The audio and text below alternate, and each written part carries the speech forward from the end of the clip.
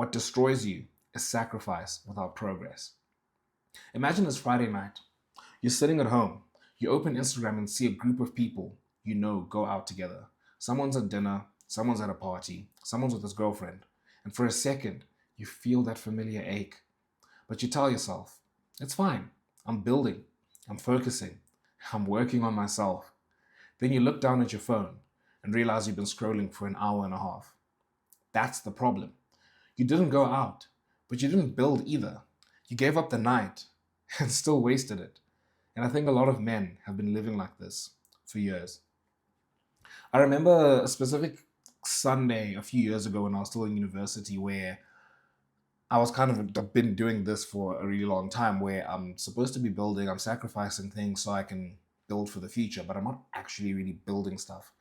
And it was a Sunday where I just had a weekend. I didn't do all the things I wanted to do. It was a typical weekend where I was supposed to, go create content, um, build stuff for the future, like work out, etc., etc. And I did some things, but I didn't do a lot of other things.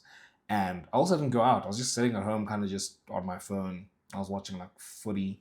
Um, and I just had this familiar feeling that you get. There's somebody that is trying to build towards something, right? You want to see the fruit of your labor. You want to see the results of your sacrifice. And I just had this familiar feeling of I wasted another weekend. And I wake up the next morning, I go to uni, and I get there, and I'm just like, I'm looking around, and I'm hearing stories from like what people have been doing on the weekend, and I was just like, oh no, I didn't really do much, and I'm hearing this guy saying, oh, you to this place with his girlfriend, and this person did this, etc., etc. So they've had more exciting weekends than me. But the part that also struck me wasn't just that, oh, they had a good weekend and I didn't really do much with my weekend. It was that I was also just looking around and I'm like, dude, I'm not really somebody that's like, you can clearly see this person's working on themselves. So an example I can use is being in shape, for example. I'm somebody that's tracking calories, gymming like 6 days a week. I had a proper workout routine in place. I was supposed to be following all of that stuff, right? And you just get there and like all these people that are telling you all the things they've been doing on the weekend, you look at this person, I'm like, this person's in better shape than me.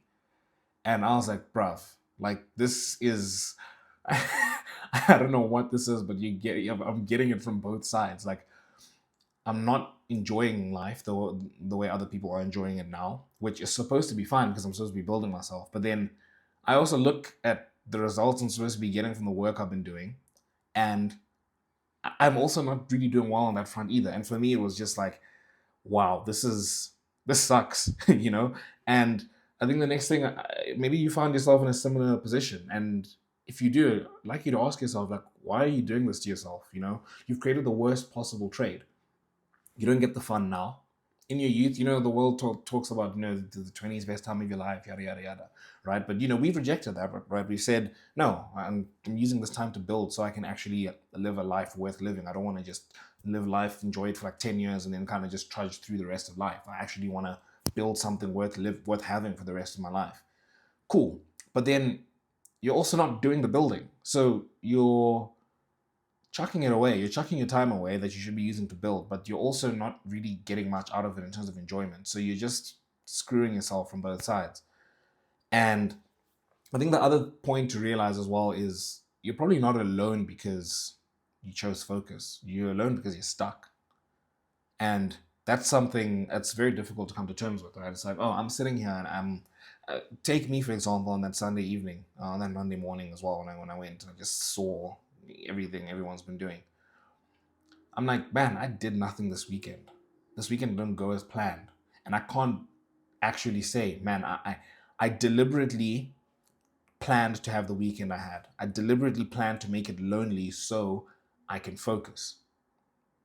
That's what I wanted it to be, but actually I'm just stuck. Like I don't have anything going for me in life, and I'm not really building anything.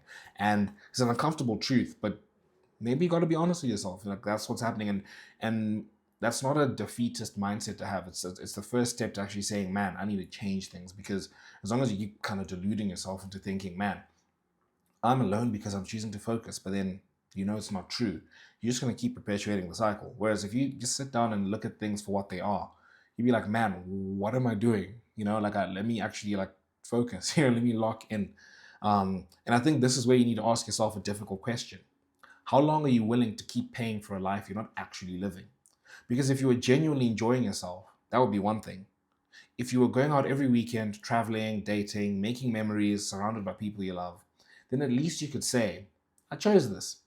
But if you're already spending most of your time alone, already saying no, already missing things, already falling behind, then maybe the answer isn't to keep one foot in the life you're trying to leave behind. Maybe the answer is to finally understand what the season is trying to give you. Because sacrifice only makes sense when it creates concentration. That's the part I think you've been missing.